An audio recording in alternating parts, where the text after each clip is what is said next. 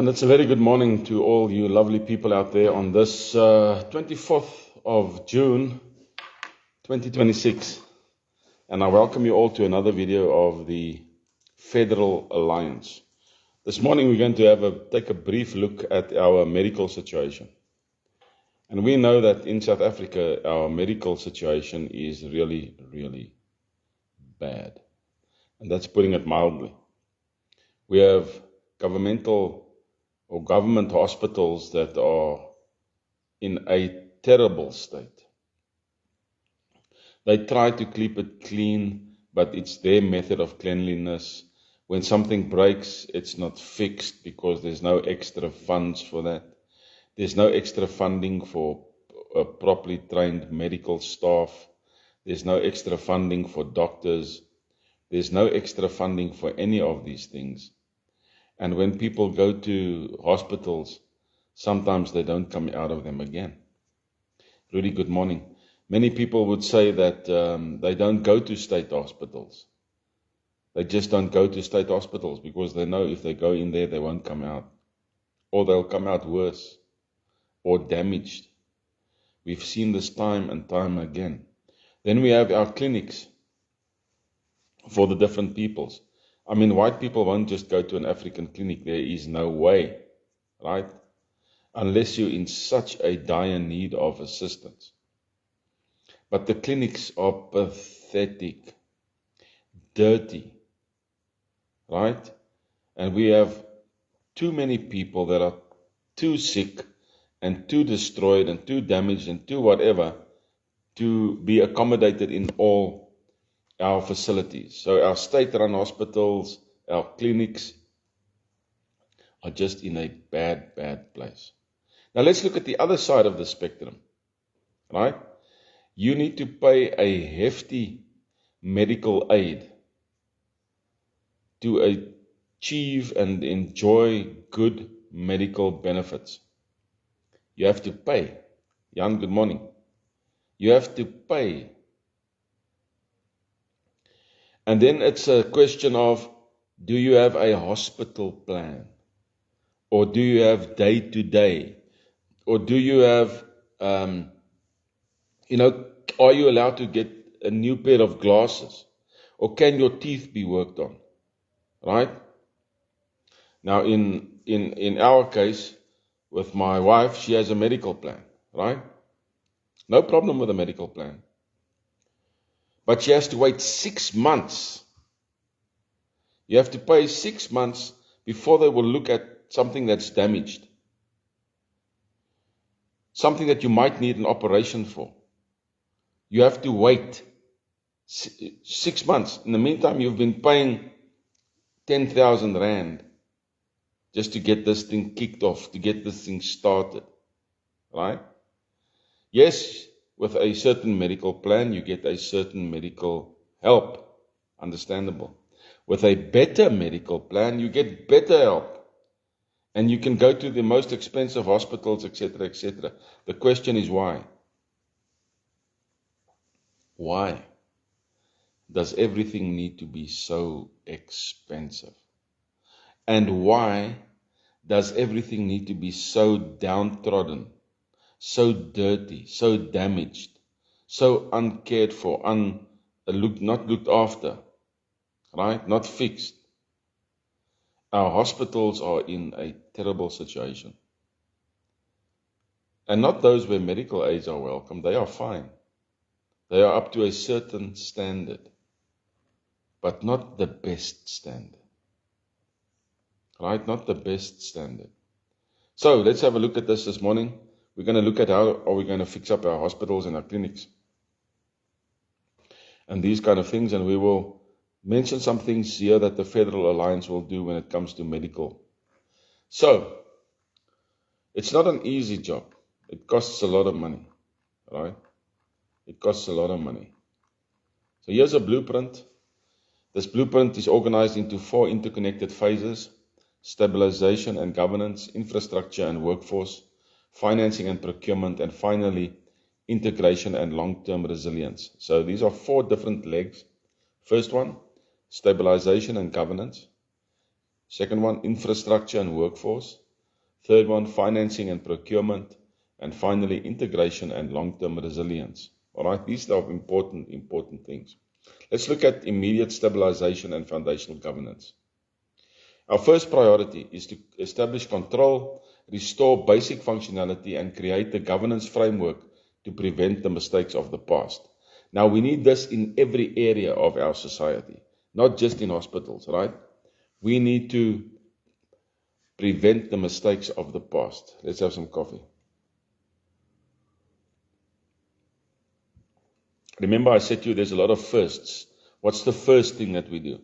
Right, so what's the first thing that we do for the medical establishment? Point number one, we enact a Health Sector Stabilization Act. There always has to be some kind of an act so that people know that you are serious, right? You don't just do thumbsuck. Ons sê geen 'n duim nie. Ons verklaar, ons maak 'n verklaring, ons reik die verklaring uit en ons sê dis wat ons gaan doen, right? You enact an act, if I can put it like that. Health Sector Stabilization Act. The new government should immediately pass an act that declares the health sector a national emergency. Yes, but they are nice hospital. It's an emergency. Because there are millions of people in South Africa, in the different states, wherever they're going to be, that will not be able to have access to decent medical health care. Right? So we want to actually move from the word health to care, but that's another story.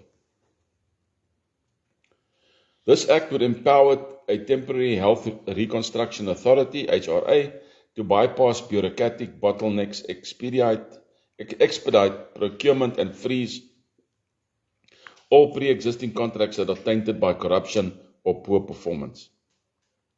These guys will have to be on their toes. This is crucial to prevent construction mafias and corrupt consultants for derailing the rebuild. Now, we have construction mafias. Now, construction mafias or construction is part of the rebuild.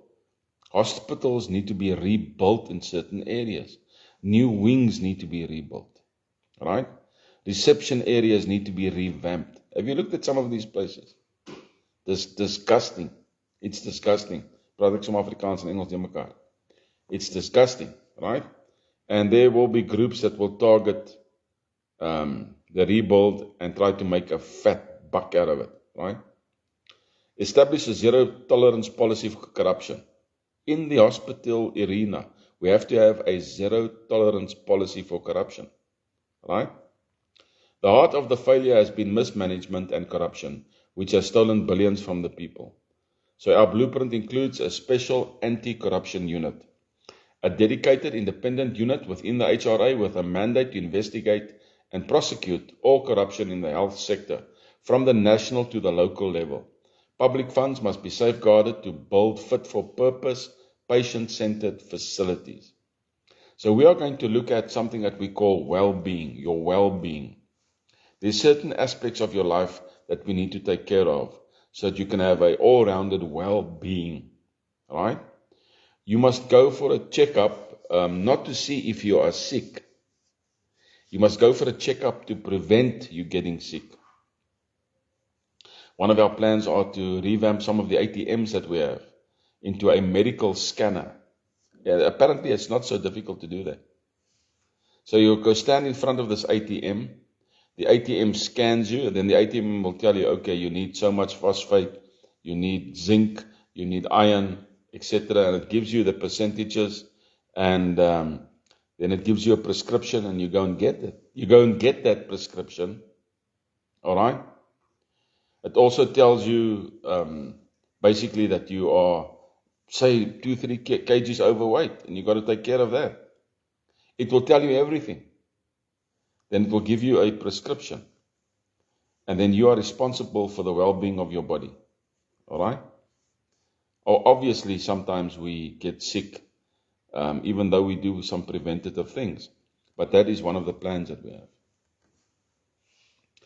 Blacklist and ban all contractors, consultants, and officials implicated in past failed projects, and we have plenty of those.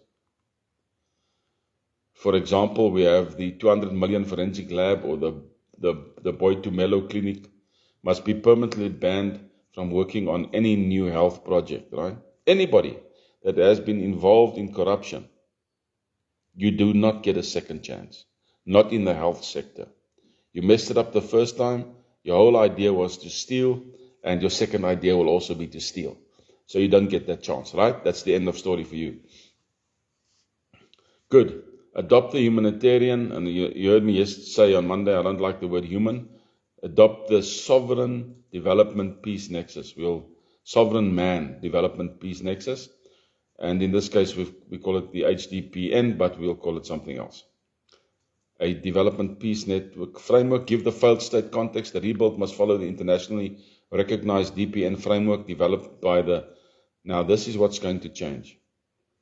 Right? Throughout the years, we have come to understand that the World Health Organization is not on our side. Okay. So we'll look at this framework, the DPN framework, and we will change it to fit us, to benefit us.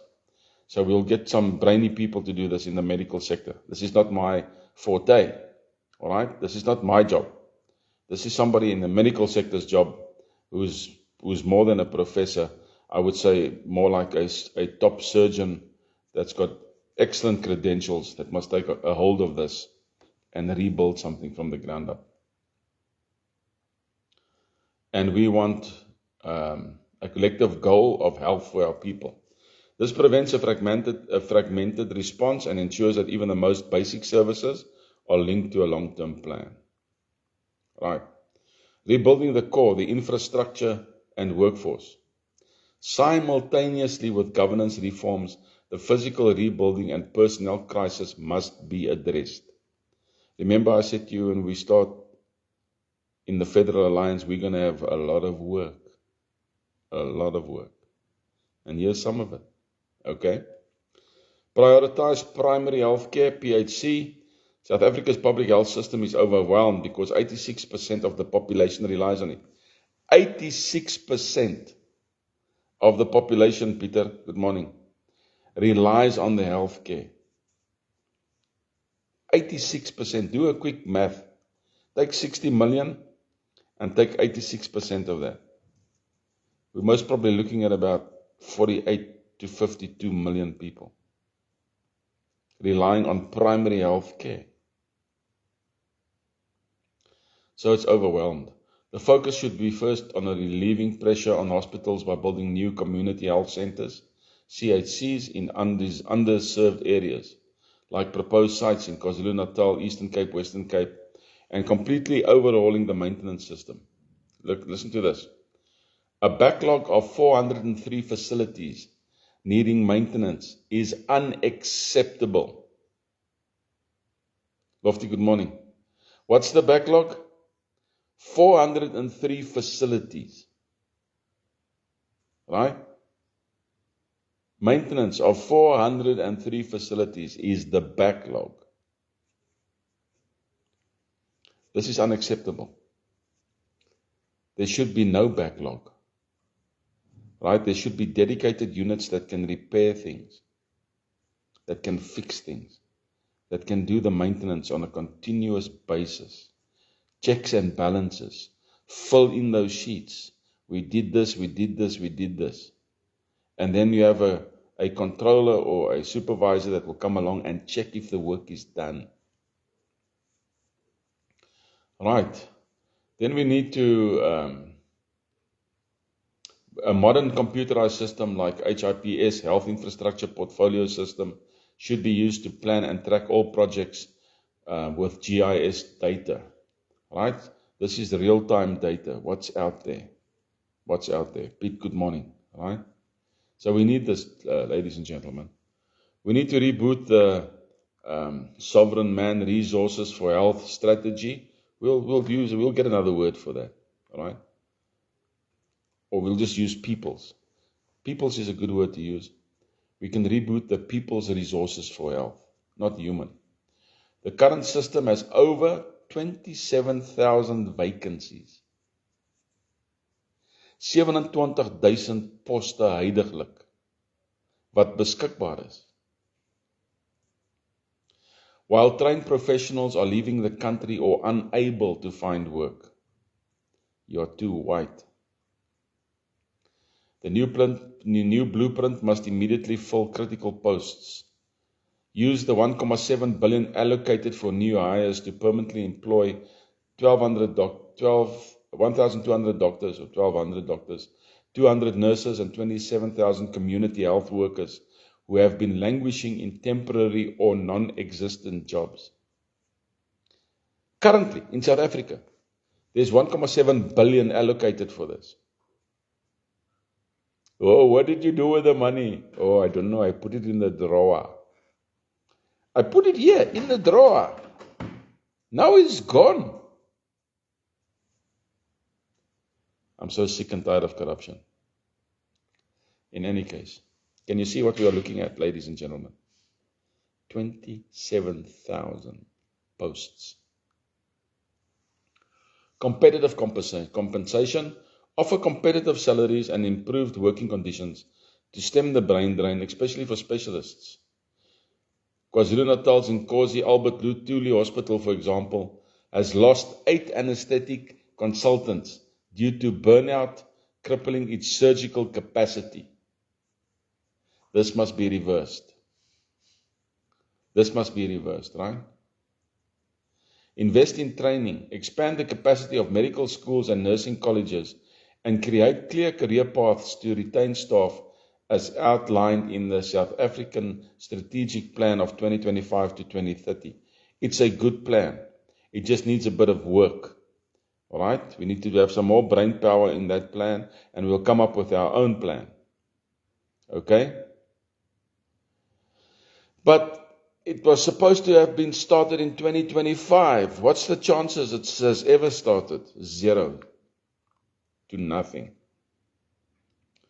Revitalize hospital infrastructure. The emergency repairs of 47 existing clinics and 45 hospitals is not enough. Emergency repairs of 47 existing clinics and 45 hospitals is not enough. The new government must move forward with a long-term plan to replace and build new facilities. As I said, there's plenty of work. Replace old mission hospitals. Hospitals like Elim and Tshilidzi in Limpopo are in dilapidated states and are beyond repair. They should be replaced with modern facilities. Build the modern facility, scrape the old one. Scrape it, wipe it out. Right?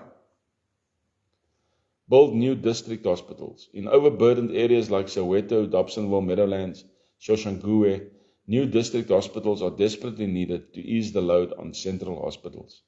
Not only in those areas, in our main cities as well. I mean, if we have 8 poverty camps, Plakkerskampe, we have 8 poverty camps around Pretoria that's white people, right? We need something different. We absolutely need a different strategic plan to get these things built. I've seen a lot of videos where they build housing, certain construction methods that they use, that they can put up facilities in days. And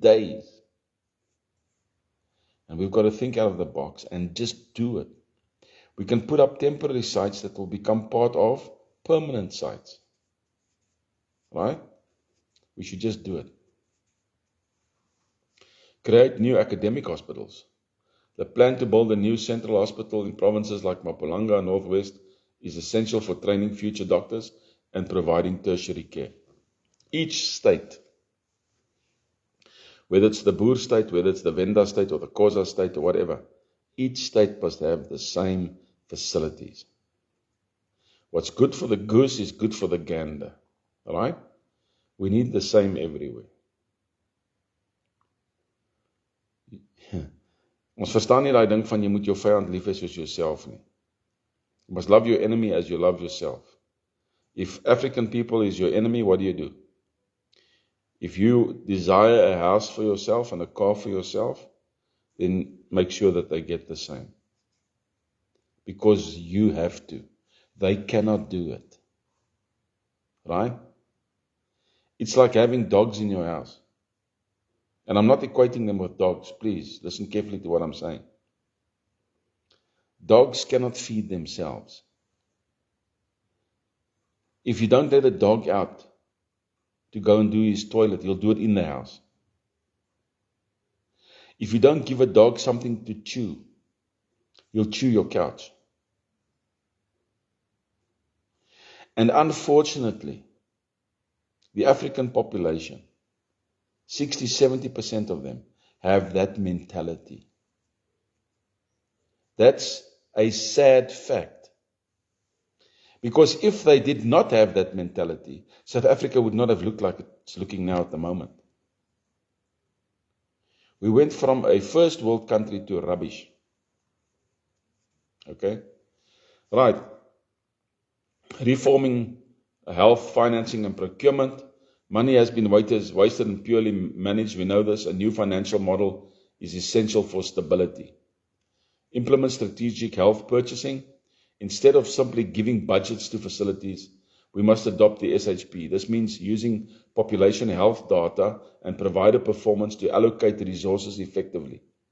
The goal is to get better health outcomes for every rand spent. Or in our case, it's going to be every Kruger crown spent. This includes pooled funding mechanisms, consolidating funds from various donors and government sources to reduce fragmentation. There are wonderful donors in the world. There are people that are magnanimous. They've got huge hearts. They've created billions in their lives. And they're looking for an outlet to give. Right? For example, through our one leader in the Federal Alliance, there's 273 billion waiting outside of South Africa to come in when there's a change of government. All right. So this is important for us. We have to harness the private sector or the double nexus. Rather than being adversarial, the government should actively partner with the private sector, as seen in successful models in other countries. The Western Cape has proposed a health sector think tank with private and public leaders to explore collaborative models, and the FF Plus, Freedom Front Plus, has called for effective cooperation. These things have been called for. The Vryheidsfront Plus asked for it, right? The Western Cape proposed it, but they did nothing. That's the way of the world. This could involve contracting private providers, sharing expertise, and using private facilities for specific purposes or services to address backlogs, especially for specialized care. Secure international financing. The government acknowledges it doesn't have enough money for the massive infrastructure injection, so we have to engage with international financial institutions. And we have to ensure accountability, right? Phase 4, transitioning to a long-term resilience.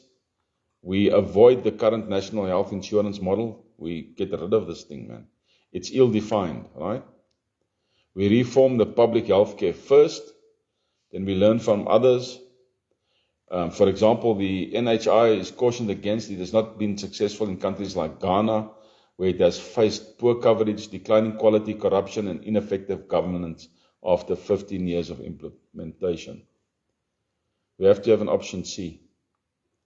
So what do? We hire staff, 1,200 doctors, 200 nurses, 250 other healthcare professionals. We fill those posts. We make hospitals hospitable. We acquire 1.4 million articles of hospital linen, equipment, beds, mattresses, bassinets. We fix the supply chain.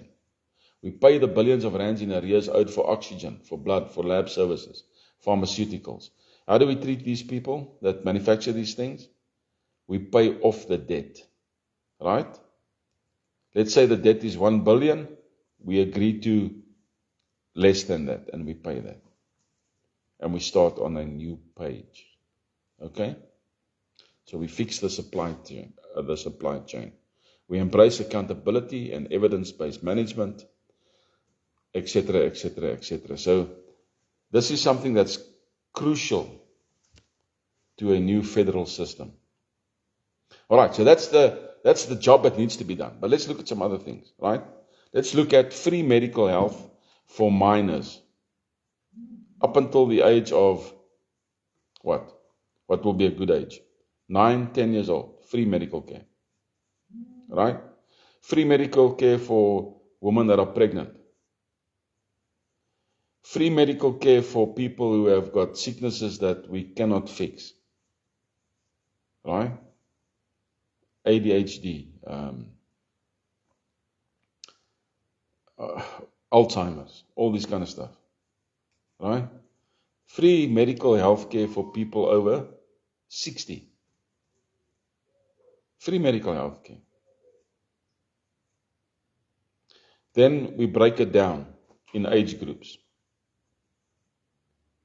And we make the health care affordable for everybody. It should be affordable for a young man and woman starting a new life. It must be affordable. It must still be affordable if they start their own businesses, etc., etc. The increments should be minimal when it comes to change. Certain things must be available for free. Like asthma, these little asthma pumps. We'll try to get them healthy. We'll try to heal them. We'll try to get them to a place of well-being where they do not need that anymore. Right? But when things are needed on a daily or a weekly or a monthly, you know what I mean, rotation, then we need to be able to give these things free. We must get to that place in good facilities. We don't need all this huge medical aids that just don't work, man. Die goed werk nie. Hulle vat meer van jou as enigiets anders. I was for something like 6 years on a medical aid, where I never used it, ever, in 6 years, but the money just kept on going. And then in my personal life, I decided to trust God. That's it. And I have never, ever had a medical aid again. Never, ever. But that's a different story. We need to be able to help our people. We need to take care of our people. And the one thing that is the government's responsibility, whether it's a governing or a supervisory government, it doesn't matter. It's the government's responsibility to make sure that its people are well taken care of. I need to take care of you so that you can produce, so that other people can be well taken care of. Your health is equal to production. Unless you've made it in life and you can retire, that's fine. But until that day, it's my responsibility to make sure that you are healthy so that you can produce. And how must you produce? There's various ways. Through peacekeeping, through the military, through working in an hospital. Does that make sense? Maak het sin? Coffee. I like this mug. It keeps the coffee hot. So that at the end of my video, I don't have cold coffee. I have hot coffee. I hope this makes sense, guys. We've literally got work for hundreds of thousands of people.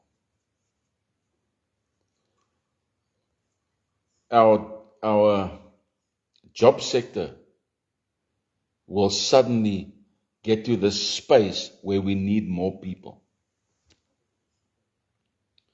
And when we get to that space, the people, South Africans that are outside of our country, they'll want to come back. The immigrants, those guys living in New Zealand, shouting for the Springboks. And every time they see an All Black, dan wil hulle naar word. Or if they're living in Australia and they see a wallaby. Ons bloed is groen. We are green and gold. And we need to get our people back. And they must be able to come back to a country where they are safe, they're secure, they can provide for their families, they can live a healthy and a wealthy lifestyle. It's not impossible. And it can only be done through the Federal Alliance of Southern Africa. Prayerfully, I broke through it to a boer yesterday, prayerfully, so that we can get a Volksstaat, a Volksraad. For the Boere, we need a Volksraad. The states have their kings, and they have their chiefs, and they have their queens, but we as the Boere, we need a Volksraad. Somebody that's going to stand in the gap and be able to talk from a position of authority. That's what we need. So we are actively working towards that. And I'm sure that it can most probably be done in the next month if we just do what we need to do. So, then we can be freelanders, vryburgers. Freelanders, man. Freelanders, man. Vryburgers. Boere, Englishman, Portuguese, Italian, ex-Australian, ex-New Zealander, Zulu, Xhosa, Venda, living in our own states, trading, bartering, protecting, helping, building, and we change this continent, or at least the half of it, as Senior van Rensburg saw. We change this continent into such a big powerhouse that we will be not only known as a first world country, but we will be known as a superpower. And then they won't mess with us. Right? We can do it. We can do it. With God, unity is strength. Enjoy your Wednesday.